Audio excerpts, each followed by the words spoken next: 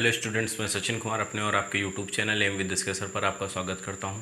हम लोग intermediate physics का सेकंड भाग का सेकंड चैप्टर पढ़ रहे थे। आज हम लोग इसके अंतर्गत एक महत्वपूर्ण टॉपिक पढ़ेंगे, लेंस की फोकस दूरी की अपवर्तनांक पर निर्भरता। कि जो लेंस की फोकस दूरी होती है वो अपवर्तनांक पर किस प्रकार निर्भर करती है, इसके बारे में आज हम लोग चर्चा करेंगे। तो सब शुरुआत करते हैं भाई कि जैसे हमने माना एक हमारा लेंस है, इस लेंस का अपवर्तनांक n है। लेंस का जो अपवर्तनांक है वो कितना है, n है।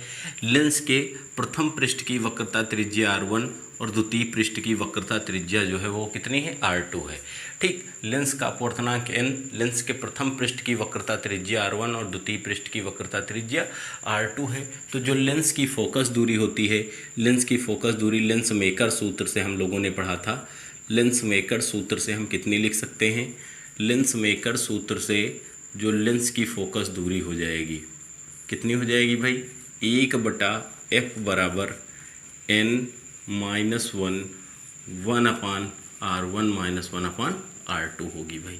तो लेंस मेकर सूत्र से जो लेंस की फोकस दूरी हो जाएगी वो 1/f बराबर हो जाएगी n-1 1/r1 - 1/r2, जहाँ जो r1 होगी वो लेंस के प्रथम पृष्ठ की वक्रता त्रिज्या और r2 जो होगी वो लेंस के द्वितीय पृष्ठ की वक्रता त्रिज्या होगी।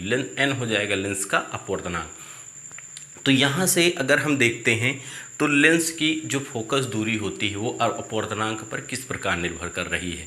अगर हम लेंस की वक्रता त्रिज्या को नियत मान लें थोड़े समय के लिए, लेंस की वक्रता त्रिज्या को कितना मान लें, नियत मान लें, तो इस कंडीशन में 1/f अनुक्रमानुपाती हो जाता है n-1 के, या यहाँ से हम लिख सकते हैं f अनुक्रमानुपाती 1/n-1। ठीक, अर्थात यह ऐसे कह सकते हैं f व्युत्क्रमानुपाती n-1। तो यहाँ से जो लेंस का अपवर्तनांक फोकस दूरी होती है वो अपवर्तनांक के व्युत्क्रमानुपाती होती है, अर्थात अपवर्तनांक के बढ़ने पर फोकस दूरी क्या होती, घट जाती है। ठीक है, और अपवर्तनांक के घटने पर फोकस दूरी बढ़ जाती है। तो यहाँ से अगर हम रंगों की बात करते हैं, जैसे कहा जाए कि जो फोकस दूरी है वो रंगों पर किस प्रकार निर्भर करती है, किस रंग के लिए जो लेंस की फोकस दूरी होती है वो सबसे अधिक होती है और किस रंग के लिए लेंस की फोकस दूरी सबसे कम होती है। तो यहाँ से अभी बेटा हमने पढ़ा कि f व्युत्क्रमानुपाती हो गया, या अनुक्रमानुपाती 1/n-1 कह सकते हो, या कह सकते f व्युत्क्रमानुपाती n-1 ये भी कह सकते हो। ठीक, तो व्युत्क्रमानुपाती का मतलब क्या होता है, उल्टा होता है।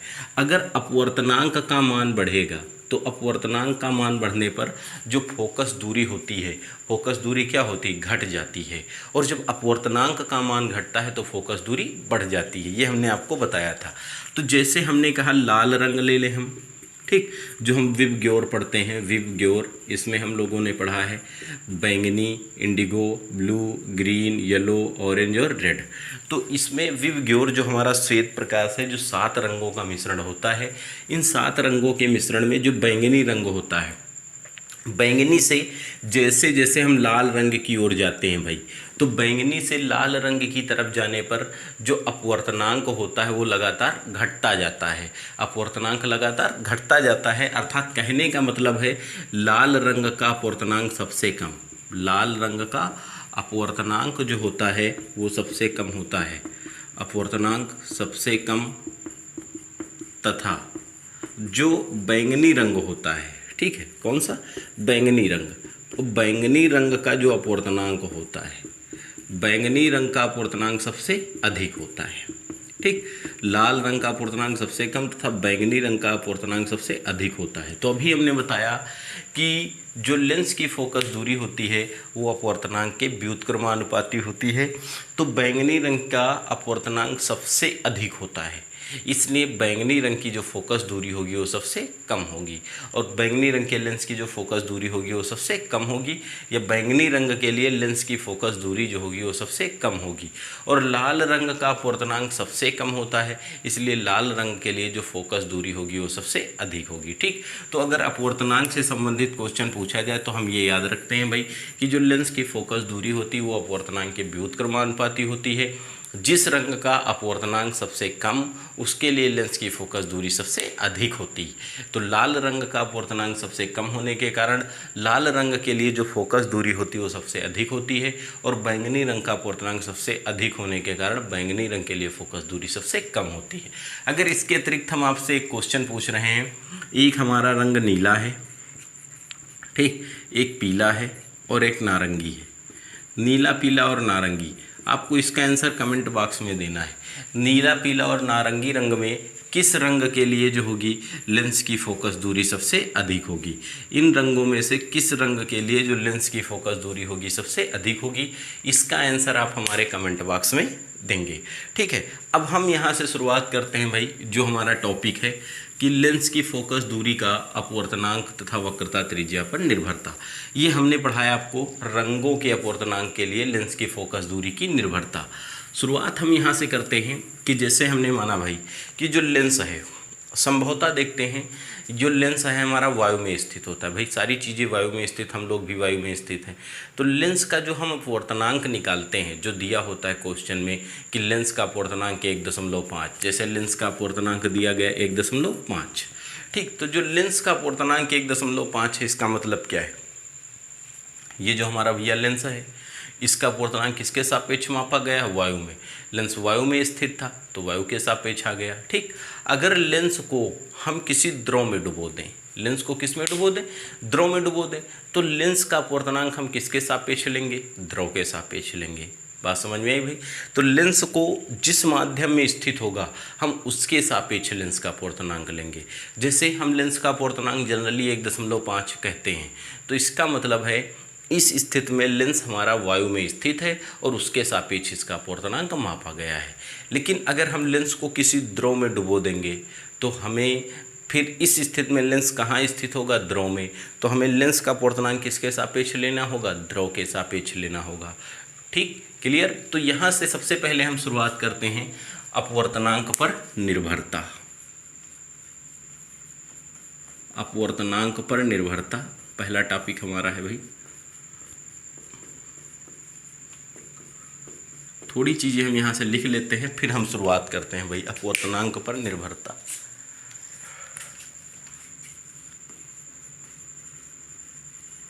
Dependence upon reflective index.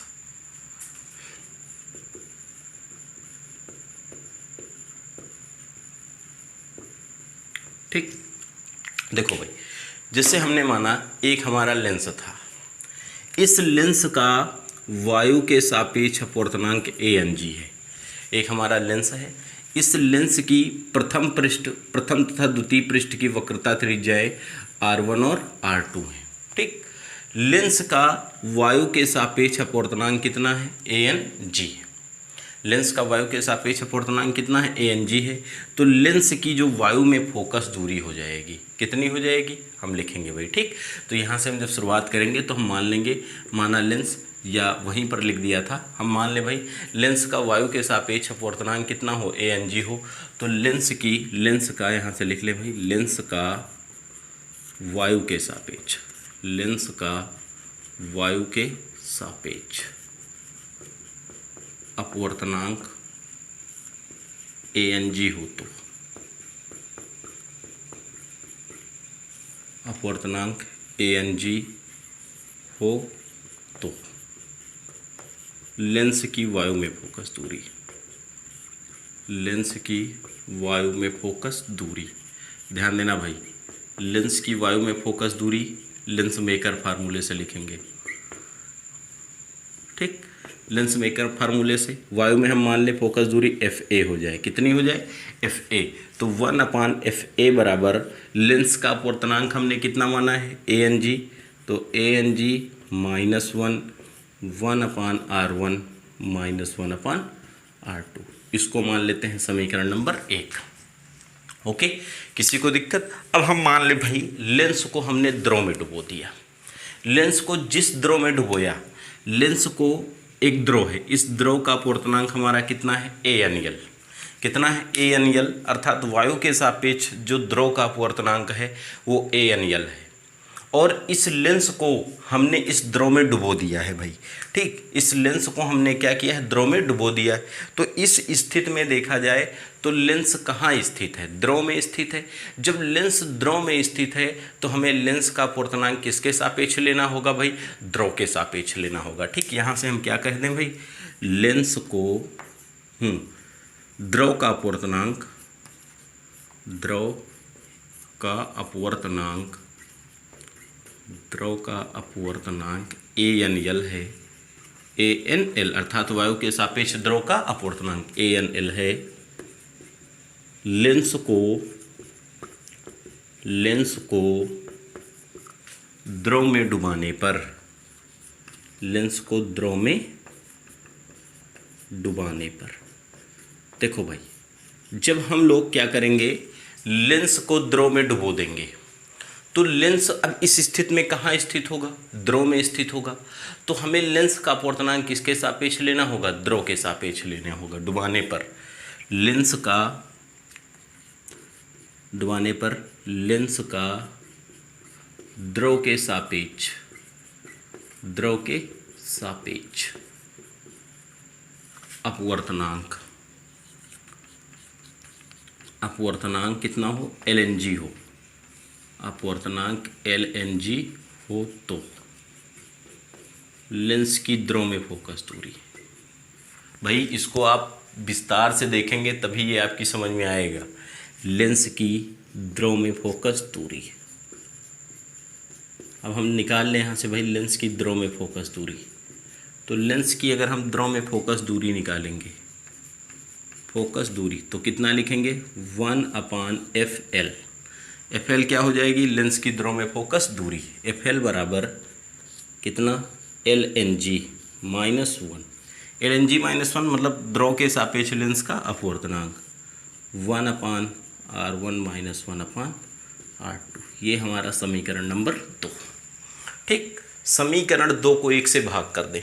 क्या करें भाई, समीकरण 2 को 1 से भाग करने पर, समीकरण 2 को 1 से भाग करने पर, समीकरण 2 को 1 से भाग करने पर, देखो भाई भाग कैसे करेंगे, बाएं पक्ष को बाएं में और दाहिने को दाहिने में। तो कितना हो जाएगा, 1/FA और इस पूरे का बटा 1/FL बराबर ANG -1 1/R1 - 1/R2 इस पूरे का बटा LNG -1 1/R1 - 1/R2। देखो यहाँ से 1/R1 से 1/R1, 1/R1 - 1/R2 से 1/R1 - 1/R2 कैंसिल हो जाएगी। यहाँ से 1/FA और इस पूरे का बटा 1/FL लिखा है, 1/FL लिखा है। FL अंश में चला जाएगा अर्थात ये भिन्न पलट जाएगी। जो दूसरी भिन्न का हर होगा वो पहली भिन्न के अंश के साथ गुणा हो जाएगा, अर्थात कितना बचेगा, 1/FA गुणे FL/1 बराबर ANG -1/LNG -1। ठीक, तो ये आया हमारा FL/FA बराबर ANG -1/LNG -1। इसको मान लें हम समीकरण 3। हम आशा करते हैं आपको यहाँ तक जो है पूरी तरीके से समझ में आ गया होगा। ठीक, अब यहाँ से हम देखिए भाई ज्ञात करते हैं। क्या ज्ञात करते हैं कि ये जो द्रव था, लेंस को हमने जिस द्रव में डुबोया है, इस द्रव के बारे में हम कुछ नहीं कह सकते हैं, या द्रव कैसा था अभी हमें कुछ नहीं ज्ञात है। द्रव जो हो सकता है, इस द्रव को, जिस द्रव में हमने लेंस को डुबोया था, इस द्रव का अपवर्तनांक लेंस के अपवर्तनांक के बराबर भी हो सकता है, लेंस के अपवर्तनांक से अधिक भी हो सकता है, और लेंस के अपवर्तनांक से कम भी हो सकता है। ठीक, तो जब द्रव में हमने लेंस को डुबोया था तो इस द्रव का अपवर्तनांक 3 तरीके से हो सकता है। पहला तरीका क्या है कि लेंस का जो अपवर्तनांक, जो द्रव का अपवर्तनांक हो सकता है वो लेंस के अपवर्तनांक के बराबर भी हो सकता है। ठीक, दूसरी कंडीशन जो थी, इस लेंस का जो द्रव का अपवर्तनांक है ANL, ये लेंस के अपवर्तनांक से अधिक भी हो सकता है। ओके, और तीसरी कंडीशन थी कि जिस द्रव का अपवर्तनांक है वो लेंस के अपवर्तनांक से छोटा भी हो सकता है। तो हमने लेंस को जिस द्रव में डुबोया है उसका अपवर्तनांक इन 3 तरीकों से हो सकता है। ठीक, द्रव के लेंस के अपवर्तनांक से जो है कम, लेंस के अपवर्तनांक से अधिक और लेंस के अपवर्तनांक के बराबर। तो ये 3 स्थितियों में हमें दिखाना है कि लेंस की फोकस दूरी में क्या परिवर्तन होगा। अगर हम कह दें लेंस को हम ऐसे द्रव में डुबो दें जिसका जो अपवर्तनांक हो लेंस के अपवर्तनांक के बराबर हो, तो लेंस इस कंडीशन में किसकी बात व्यवहार करेगा। ठीक, तो इन सब चीज़ों की हमें यहाँ पर गणना करनी है और देखना है। तो शुरुआत करते हैं भाई। सबसे पहला पॉइंट, यदि लेंस का अपवर्तनांक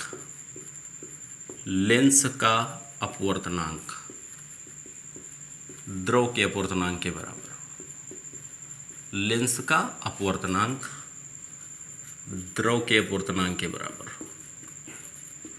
ठीक, द्रव के अपवर्तनांक के बराबर हो। यदि लेंस का अपवर्तनांक द्रव के अपवर्तनांक के बराबर हो, इसका तात्पर्य क्या है भाई? एक लाइन में लिख दें इसको, हो तो, अर्थात एक लाइन में अगर इसकी हम बात करें तो क्या, ANG बराबर ANL। लेंस का जो अपवर्तनांक है वायु के सापेक्ष लेंस का अपवर्तनांक, वो वायु के सापेक्ष द्रव के अपवर्तनांक के बराबर है। ठीक, इसलिए अब देखिए भाई, इसलिए जब लेंस को हमने क्या किया, इस द्रव में डुबोया, इसलिए लेंस को द्रव में डुबाने के पश्चात, लेंस को द्रव में डुबाने के पश्चात,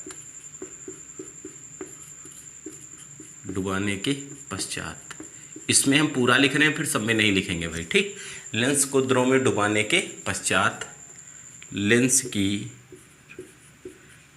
का द्रव के सापेक्ष अपवर्तनांक, लेंस का द्रव के सापेक्ष अपवर्तनांक, इस कंडीशन में हम पूरी बात लिख रहे हैं, लेकिन इसके बाद जो हमारी 2 कंडीशन होंगी उसमें हम नहीं लिखेंगे। लेंस का द्रव के सापेक्ष अपवर्तनांक, हमको नंबर भी भैया अगर ये आता है तो 4, 3 या 5 नंबर में आएगा, पूरा नंबर लेना है तो लिखना पड़ेगा ही। लेंस का द्रव के सापेक्ष अपवर्तनांक क्या लिखते हैं, LNG। लेंस का ये हो गया अल्फा लिक्विड मीन्स द्रव, और पीछे लिखा है G, N का मतलब रिफ्लेक्टिव इंडेक्स और G का मतलब ग्लास। तो जो आगे लिखा होता है उसके सापेक्ष और जो पीछे होता है उसका अपवर्तनांक। तो द्रव के सापेक्ष लेंस का अपवर्तनांक, ठीक, कितना होता है, LNG बराबर होता है ANG अपान ANL। ध्यान देना भाई, ये फार्मूला होता है, ये हमने आपको फर्स्ट चैप्टर में डेरिवेशन करवाया था। अब यहाँ से देखिए भाई, जो LNG है वो बराबर है ANG अपान ANL के, है।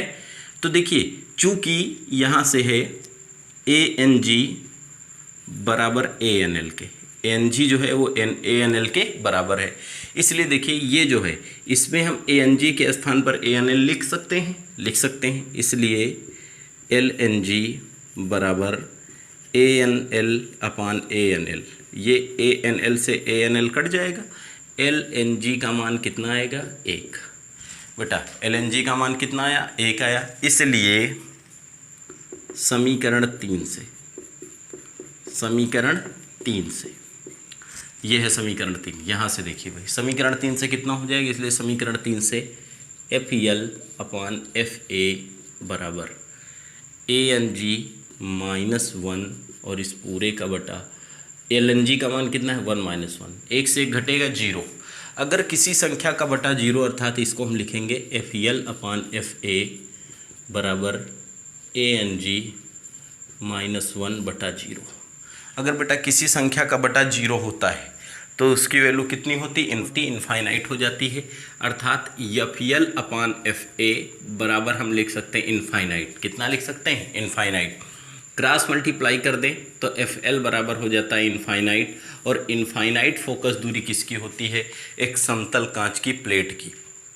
ठीक, अतः इस स्थिति में हम कह सकते हैं कि जब लेंस को हम ऐसे द्रव में डुबोएं जिसका जो अपवर्तनांक हो लेंस के अपवर्तनांक के बराबर हो, तो लेंस जो होता है हमारा एक समतल कांच की प्लेट की भांति व्यवहार करेगा।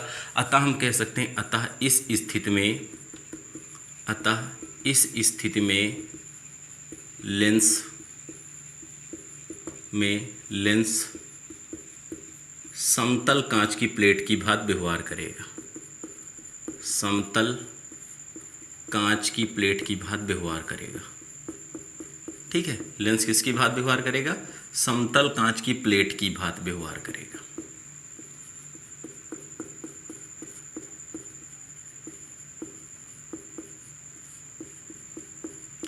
ठीक, जैसे लेंस अगर हमारा फिलंट कांच का बना हो, किसका? फिलंट कांच का, और फिलंट कांच का अपवर्तनांक होता है 1.62। फिलंट कांच का अपवर्तनांक कितना होता है? 1.62। तो अगर लेंस को इस फिलंट कांच से बने फिलंट कांच के बने लेंस को अगर कार्बन डाइसल्फाइड CH2 जिसका अपवर्तनांक 1.62 होता है, इस विलयन में हम डुबो दें, ठीक, इस विलयन में क्या करें? डुबो दें, तो इस कंडीशन में क्या होता है भाई? जो लेंस हमारा होता है वो किसकी भांति व्यवहार करता है? एक समतल कांच की प्लेट की भांति व्यवहार करता है। ठीक, अगर फिलंट कांच के बने लेंस को हम कार्बन डाइसल्फाइड के विलयन में डुबो दें, तो इस स्थिति में लेंस हमारा एक समतल कांच की प्लेट की भांति व्यवहार करता है। ठीक, सेकेंड स्थिति हम पढ़ेंगे भाई। सेकेंड स्थिति में हम क्या कह दें? अब सेकेंड स्थिति में हम इतना सब कुछ नहीं लिखेंगे, बस बहुत शार्ट में पढ़ेंगे। सेकेंड स्थिति, यदि यहाँ से हो जाए ANG greater than AN, ANG greater than ANL होने का मतलब क्या है? लेंस का अपवर्तनांक अधिक हो और द्रव का अपवर्तनांक कम हो, या ऐसे कह सकते हैं वायु के सापेक्ष लेंस का जो अपवर्तनांक है वायु के सापेक्ष द्रव के अपवर्तनांक से अधिक हो। अर्थात इस स्थिति में लेंस को हम ऐसे द्रव में डुबो रहे हैं जिसका जो अपवर्तनांक है वो लेंस के अपवर्तनांक से कम है। तो क्या होगा भाई? यदि ANG ग्रेटर देन हो जाए ANL, तो क्या होगा भाई? LNG, ध्यान देना भाई, तो LNG,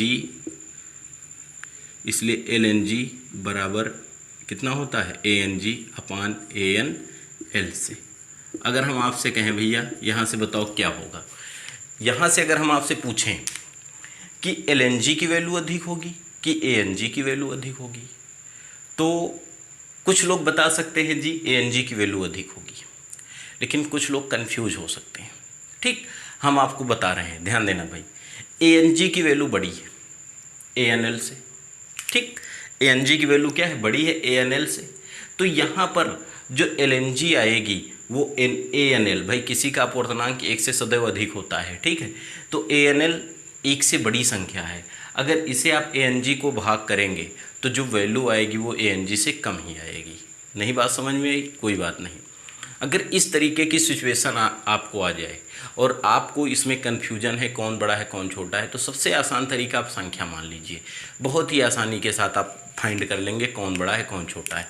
ANG बड़ा है तो इसको हमने कह दिया 3, ANL छोटा है तो इसको हमने कह दिया 2। कहा जा सकता है 3 बड़ा है 2 से।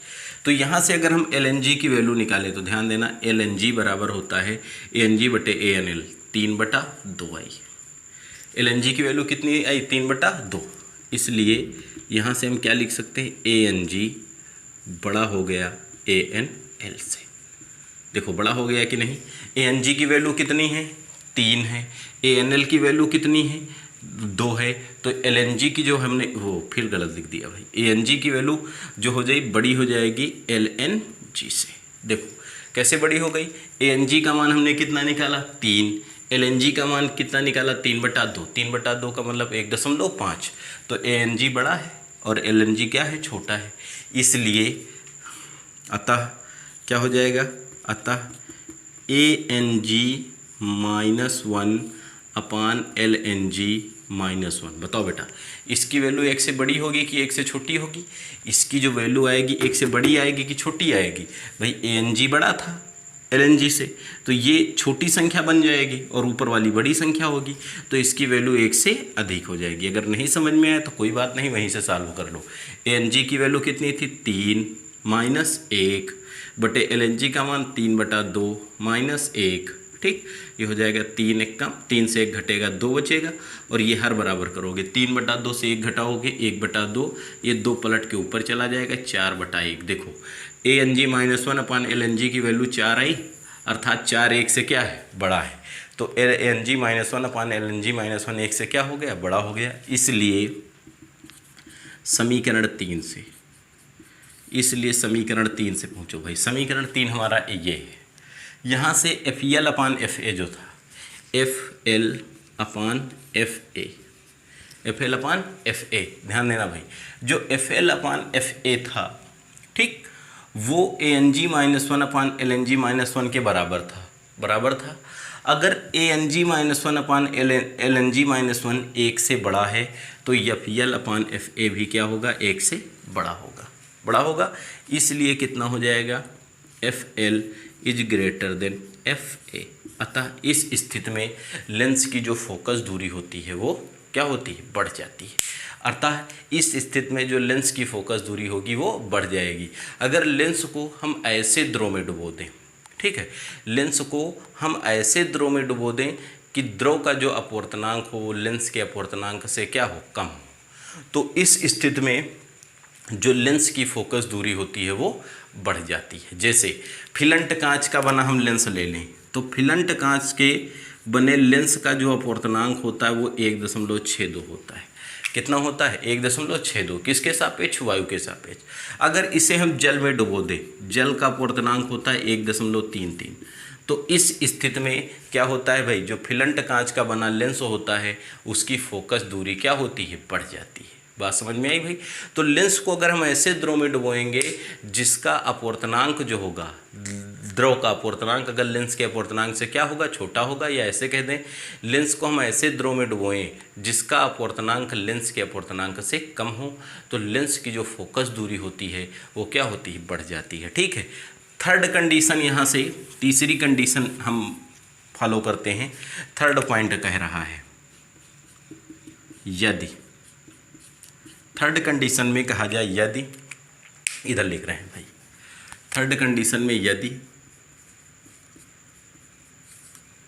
ANG छोटा हो और ANL बड़ा हो, ठीक। अर्थात अब इस स्थिति में लेंस को हम ऐसे द्रव में डुबो रहे हैं जिसका अपवर्तनांक जो है लेंस के अपवर्तनांक से अधिक है, या ऐसे कह सकते हैं लेंस को ऐसे द्रव में डुबोने पर, लेंस को ऐसे द्रव में डुबो रहे हैं जिसका जो अपवर्तनांक है वायु के सापेक्ष लेंस के अपवर्तनांक से अधिक है, ये भी कह सकते हैं, ठीक है। तो यहाँ पर वायु जो लेंस का अपवर्तनांक है वो कम है और द्रव का अपवर्तनांक क्या है, अधिक है, ठीक। तो कितना होगा, इसलिए LNG बराबर ANG अपान ANL से। ध्यान देना भाई, इसका मान कैसा आएगा, LNG बराबर ANG अपान ANL से। जो LNG का मान वो कैसा आएगा, 1 से कम आएगा भाई। क्यों आएगा, क्योंकि ये एक ऐसी भिन्न बनी जिसका हर जो है वो अंश से बड़ा है, और अगर किसी भिन्न का हर अंश से बड़ा होता है तो उस भिन्न का मान सदैव 1 से कम होता है। उस भिन्न का मान क्या होता है, 1 से कम होता है। तो ये हमारी ऐसी भिन्न बनी है जिसका हर बड़ा है और अंश क्या है, छोटा है, इसलिए इस भिन्न का मान 1 से बड़ा होगा। ये अगर 1 से क्या हो जाएगी, वो सॉरी 1 से क्या होगा, छोटा हो जाएगा।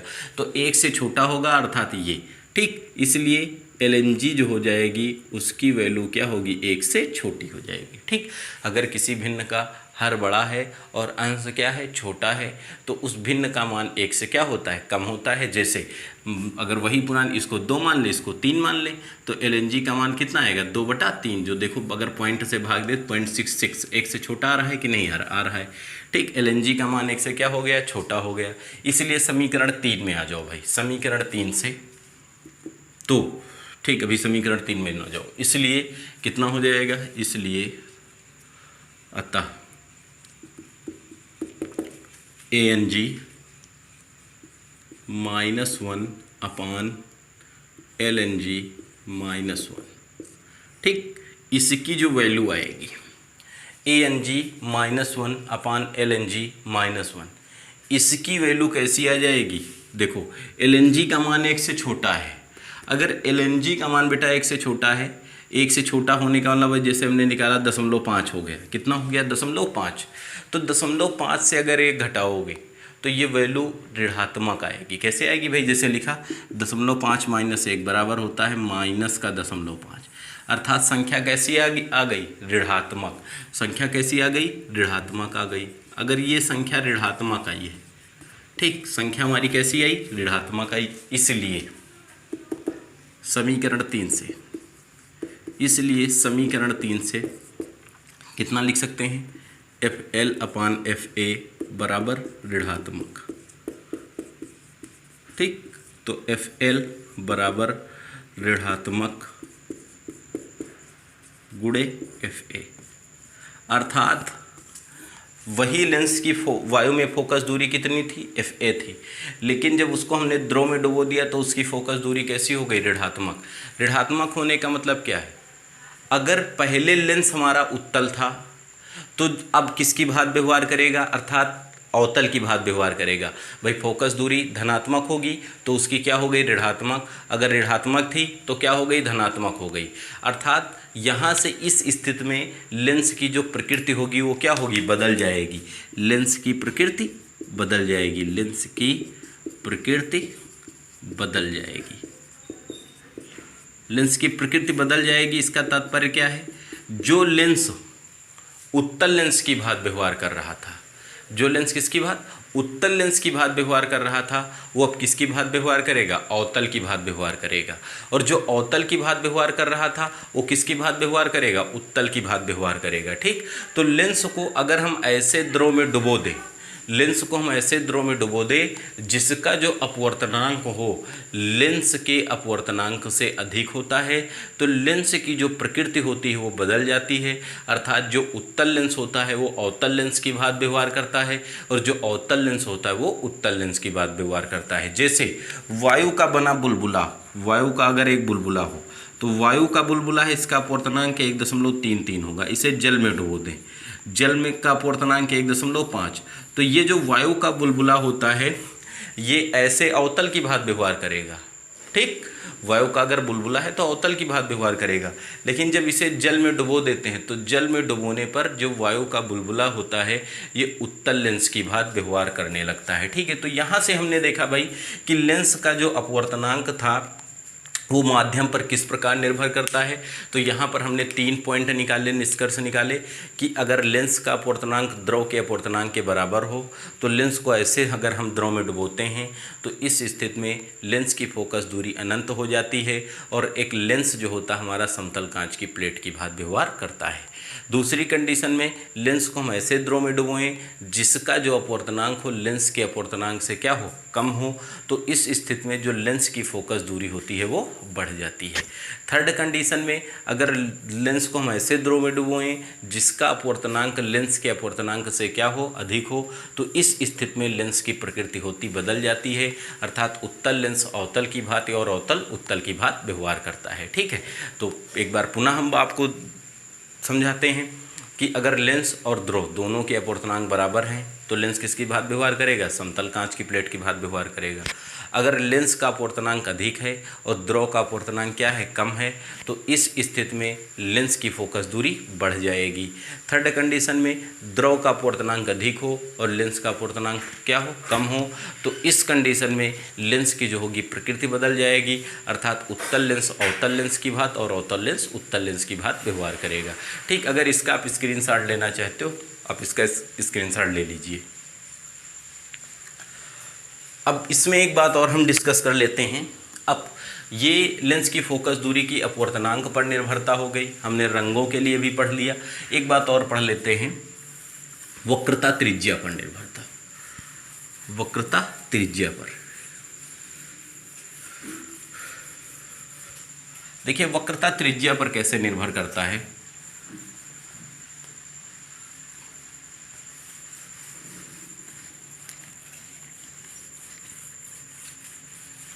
बस थोड़ा सा इसमें धैर्य रखना है बस, ठीक है, कि लेंस वक्रता त्रिज्या पर जो है लेंस की फोकस दूरी कैसे निर्भर करती है।